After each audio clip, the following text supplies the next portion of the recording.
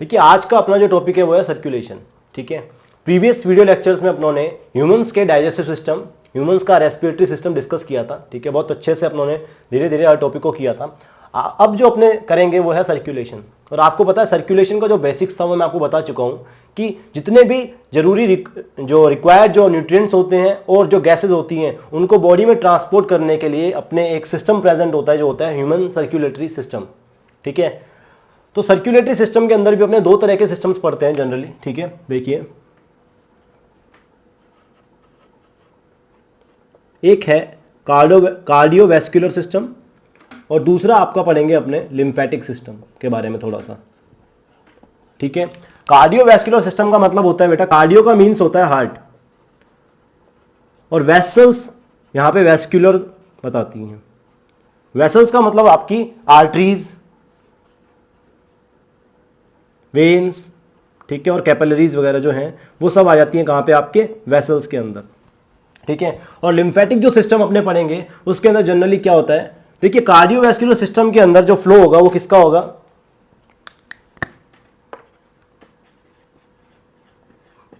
Blood का। ठीक है, और हमारा जो लिम्फेटिक सिस्टम है उसके अंदर जो फ्लूइड होगा वो होगा लिम्फ। यहीं से क्लियर है, लिम्फ।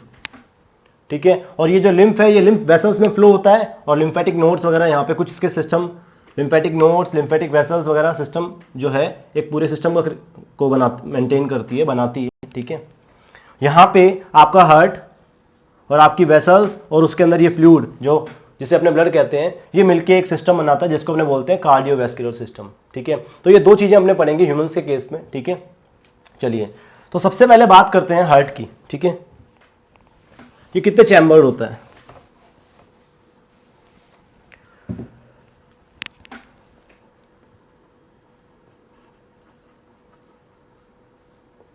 बेटा हार्ट एक पंपिंग मशीन की तरह काम करता है जो पूरी बॉडी में ब्लड को प्रेशर से पंप करता है। ठीक है, एक तरह से मोटर कह सकते हैं अपने इसको, अपने बॉडी की। अब देखिए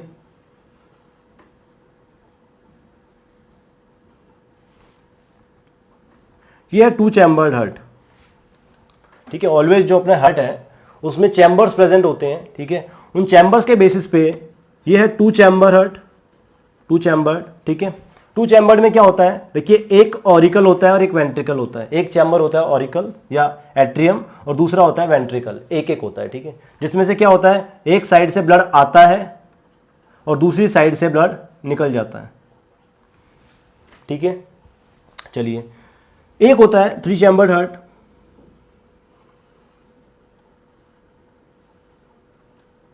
अब यहां क्या होगा,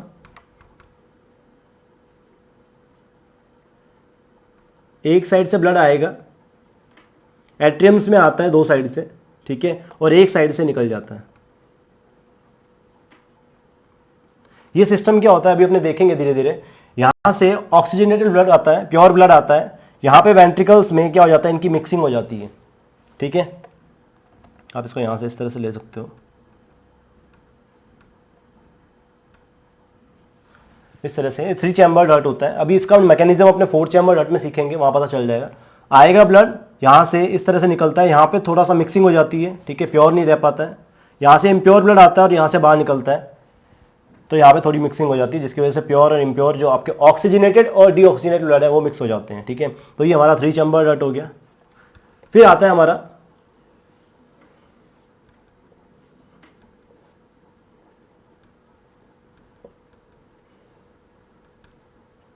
वही सेम, इधर से ब्लड आएगा और यहां से निकल जाएगा। ठीक है, यहां से भी ऐसे ही होता है सेम।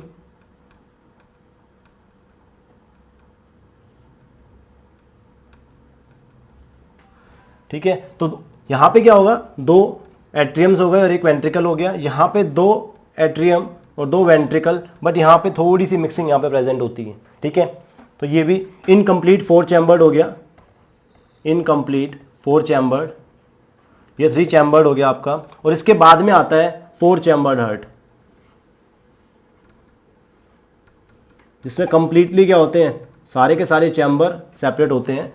तो यहाँ पे दो एट्रियम और दो वेंट्रिकल प्रेजेंट होते हैं। ठीक है, एट्रियम में ब्लड आता है और वेंट्रिकल से निकल जाता है।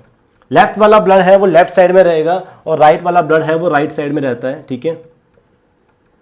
तो यहां पे मिक्सिंग नहीं प्रेजेंट होती है ब्लड के अंदर, ठीक है। प्योर जो ब्लड है वो प्योर रहेगा, मतलब ऑक्सीडेटेड जो ब्लड है वो सेपरेट लेफ्ट साइड के अंदर फ्लो करेगा और जो इम्प्योर ब्लड है या डीऑक्सीडेटेड ब्लड है वो राइट साइड में फ्लो करेगा, ठीक है। चलिए, तो अब फोर्थ चैम्बर्ड हार्ट, ठीक है। अब टू चैम्बर्ड हार्ट की बात करते हैं। टू चैम्बर्ड हार्ट, इसके अलावा यहाँ पे कुछ इंसेक्ट्स के अंदर अपने माना जाता है कि सीधा हार्ट भी होता है जिसमें एक चैम्बर ही होता है, पंपिंग की तरह काम करता है, ठीक है। तो ये इंसेक्ट्स वगैरह के अंदर अब टू चैम्बर्ड हार्ट होता है। फिशेज मतलब सारी की सारी जो फिश हैं, ठीक है, उन फिशेज के अंदर क्या रहता है, आपके टू चैम्बर्ड हार्ट प्रेजेंट होता है। अब ये इवोल्यूशन के ऊपर ले जाते हैं अपने, ठीक है, कि इवोल्यूशन कैसे हुआ है। तो टू चैम्बर से थ्री चैम्बर बने, थ्री चैम्बर से इनकम्प्लीट फोर चैम्बर और फिर इनकम्प्लीट से कंप्लीट फोर चैम्बर हार्ट बना, ठीक है। तो फिशेज के बाद में इनकम्प्लीट आ गया कहाँ पे, एम्फीबियंस के अंदर। हम 9th क्लास में पढ़ के आए हैं, एम्फीबियंस के अंदर ये होता है। इनकम्प्लीट फोर चैम्बर रेप्टाइल्स में होता है और यहां पे फोर चैम्बर्ड होता है आपके जितने भी बर्ड्स हैं, मतलब एवीज और सारे के सारे मैमल्स। तो यहां पे फोर चैम्बर्ड हार्ट होता है कंप्लीट, किसमें, एवीज और मैमल्स। अब कुछ एक्सेप्शन है रेप्टाइल्स के अंदर, ठीक है, जिनमें फोर चैम्बर्ड हार्ट होता है, जैसे कि एग्जांपल आपके क्रोकोडाइल और यहां पे आपका एलिगेटर वगैरह जो है, ठीक है। क्रोकोडाइल और एलिगेटर डिफरेंट स्पीशीज हैं भाई, ठीक है, डिफरेंट जीनस हैं। अब देखिए फोर चैम्बर्ड हार्ट के अंदर मैंने लिखा है एवीज एंड मैमल्स, ठीक है। अब अपने ह्यूमंस के अंदर अब मैमल्स क्या है, अपने किस में आते हैं, वी आर मैमल्स। तो अपने को कौन सा पढ़ना है, फोर चैम्बर्ड हार्ट पढ़ना है ये, ठीक है। तो आइए इसी के मैकेनिज्म के बारे में जानेंगे। अब उससे पहले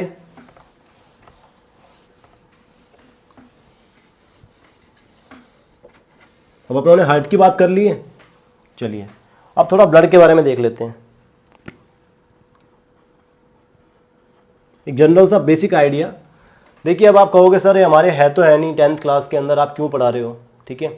तो अपने सिर्फ 10th क्लास के लिए नहीं पढ़ रहे हैं, आगे भी तो क्लासेस आने वाली हैं, ठीक है। हो सकता है आप कंपटीशन दो या हो सकता है कोई पीएमटी की तैयारी करें, ठीक है। तो अपने हमेशा आगे के लिए पढ़ते हैं, सिर्फ 10th क्लास के लिए अपने को किताबों का कीड़ा नहीं बनना है, ठीक है। अपने को एक्स्ट्रा नॉलेज गेन करनी है ताकि जो फ्यूचर में अपने कुछ कर सकें, ठीक है। तो ब्लड देखो, हमेशा थोड़ी थोड़ी नॉलेज अपने को गेन करते रहना चाहिए, कुछ नया पढ़ता रहना चाहिए। तो पढ़ने के लिए अब देखिए ब्लड के दो टाइप होते हैं जनरली, ठीक है। ब्लड के अंदर दो मेन पार्ट हैं उसके, एक तो है इसमें सॉलिड पार्ट ब्लड का जो कि होता है अराउंड 45% और एक पार्ट होता है लिक्विड जो कि होता है 55%, ठीक है। ज़्यादा नहीं बताऊंगा, थोड़ा सा आइडिया दे रहा हूं, आपको खुद को पता होना चाहिए कि आपकी बॉडी के अंदर क्या क्या है क्या नहीं है। सॉलिड जो होता है वो होता है आरबीसी, जितनी भी आपकी ब्लड सेल्स हैं,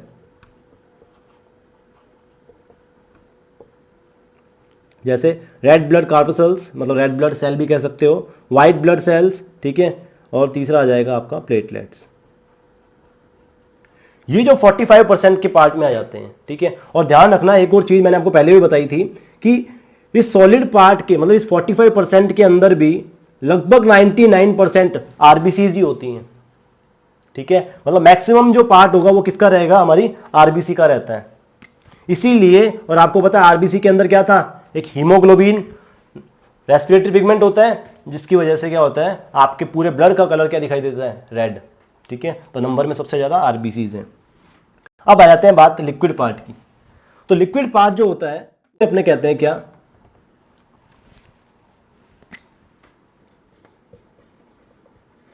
प्लाज्मा, ठीक है। और इस प्लाज्मा के अंदर भी क्या है, मैक्सिमम परसेंटेज किसका रहता है, वाटर का,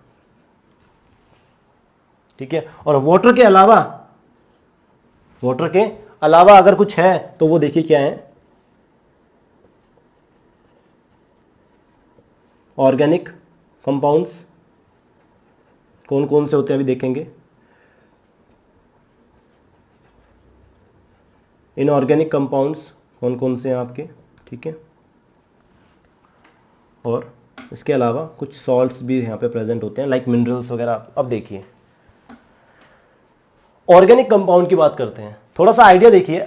आप जितने भी अभी अपनों ने डाइजेशन किया था, डाइजेशन में क्या हुआ था आपको याद है, अपनों ने फूड एब्जॉर्व किया था और एब्जॉर्व इंटेस्टाइन से फूड एब्जॉर्व होकर कहाँ गया था, ब्लड के अंदर गया था। तो भी ब्लड के अंदर कहाँ गया, तो ब्लड का सॉलिड पार्ट तो ये रहा, और वो आपको पता है ग्लूकोज डिजोल्व फॉर्म में क्या हुआ था, एब्जॉर्व हुआ था। तो वो देखिए वो ऑर्गेनिक कंपाउंड्स कौन से, तो ग्लूकोज वगैरह या प्रोटीन्स वगैरह जो आपके जितने भी फैट्स वगैरह हैं वो कहाँ गए, वो कंपाउंड ब्लड में तो आए, ठीक है। तो जो आपके ऑर्गेनिक कंपाउंड्स हैं वो यहाँ पे प्रेजेंट होते हैं, ठीक है। जितनी भी आपकी प्रोटीन्स हैं, जितनी भी आपके एल्ब्यूमिन प्रोटीन है, या जितनी भी बॉडी के अंदर रिक्वायर्ड प्रोटीन्स होती हैं, ब्लड की प्रोटीन्स हैं, वो सब यहाँ प्रेजेंट होते हैं, ठीक है। इसके अलावा आपने देखा होगा, आप कहते हैं ना कि अपने चोट लग जाती है, चोट लग जाती है तो थोड़ी देर में क्लॉट हो जाता है, ठीक है, ब्लड निकलना बंद हो जाता है, तो कहते हैं अपने क्लॉटिंग हो गई है, ठीक है, एक प्लेटलेट प्लग बन जाता है वहाँ पे, तो प्लग बन जाता है ऐसा। और कैसे बनता है वो, प्लेटलेट्स से बनता है, ठीक है। उसके अलावा बहुत सारे रिक्वायर्ड प्रोटीन्स, कैल्शियम आयंस वो रिक्वायर होते हैं, तो वो कहाँ है, ब्लड के अंदर ही प्रेजेंट है, प्लाज्मा में प्रेजेंट होते हैं। इन इनऑर्गेनिक कंपाउंड जो हैं आपके आयंस वगैरह उनके अंदर प्रेजेंट रहते हैं, ठीक है। अब देखिए इसके अलावा अपने कहते हैं कि जितने भी वेस्ट मटेरियल उनको भी ब्लड कैरी करता है, तो वो ब्लड का वही कंपोनेंट यहाँ पे भी तो है, ऑर्गेनिक जितने भी वेस्ट हैं आपकी बॉडी के वो सब भी तो यहाँ पे हैं, ठीक है। इसके अलावा अपने कहते हैं अपनी बॉडी में एंटीबॉडीज़ बनती हैं, ठीक है, तो एंटीबॉडी WBC बनाती हैं, ठीक है। लेकिन वो WBC का जो प्रोडक्ट एंटीबॉडी बना वो कहाँ है, अपनी जो इम्यूनिटी है वो कहाँ है, वो भी कहाँ है, आपके प्लाज्मा के अंदर ही है, ऑर्गेनिक कंपाउंड्स के अंदर। समझ रहे हो, जितनी भी इम्यूनोग्लोबुलिन्स है, जितनी भी एंटीबॉडीज़ हैं आपकी जो बॉडी को बचाती हैं, वो सब कहाँ है, यहीं पे तो है, प्लाज्मा का ही तो पार्ट बना रही है। तो प्लाज्मा के यहाँ पे देखो दो हैं, एक तो मेन इसका वाटर है, और वाटर के अलावा यहाँ पे आप ये मान सकते हो क्या, ऑर्गेनिक और इनऑर्गेनिक कंपाउंड्स यहाँ पे प्रेजेंट होते हैं, ठीक है। ऑर्गेनिक में आपके ग्लूकोज वगैरह जो एब्जॉर्व फूड है, प्रोटीन्स हैं, एंटीबॉडीज़ हैं, इसके अलावा हिपेरिन है, ठीक है। अब हिपेरिन क्या है, तो हिपेरिन एक नेचुरल एंटीकोगुलेंट होता है, आपको पता है। हिपेरिन याद रखना, हिपेरिन नेचुरल एंटीकोगुलेंट है। कहने का मतलब आपके ब्लड को जब आप बाहर निकाल लेते हो बॉडी से, तो आपने देखा होगा कि वो क्लोट हो जाता है, जम जाता है, लेकिन बॉडी के अंदर तो नहीं जमता। तो बॉडी में नहीं जमे इसके लिए क्या है, वहां पे एक natural substance, natural anticoagulant present है, क्या, आपका हिपेरिन। तो इट्स अ नेचुरल एंटीकोगुलेंट, ठीक है, ये भी प्रेजेंट होता है, ठीक है। तो इस तरह से आपके इनऑर्गेनिक कंपाउंड्स में जितने भी आप कहते हो कैल्शियम आयंस हैं, सोडियम पोटेशियम है, ये आपकी बॉडी को रन करने के लिए बहुत इंपॉर्टेंट रोल रखते हैं, बहुत सारे आयंस, ठीक है। अगर कैल्शियम नहीं होगा तो आपकी मसल कॉन्ट्रैक्शन बंद हो जाएगी, ठीक है। तो ये वही है, तो यहाँ पे इनऑर्गेनिक कंपाउंड्स भी प्रेजेंट होते हैं, ठीक है। जितने भी वेस्ट हैं, आपने अभी बात करी थी, तो वेस्ट भी यहाँ पे हैं। तो प्लाज्मा आपका ये मेन पार्ट बना रहा है, ठीक है। तो ध्यान रखना ये चीज़ें यहाँ पे होती हैं, ठीक है। और आपके सॉलिड पार्ट में RBC, WBC और प्लेटलेट्स, बस इतना बहुत है, ज़्यादा डीप में बात नहीं करेंगे। WBC के टाइप आपको पता ही है,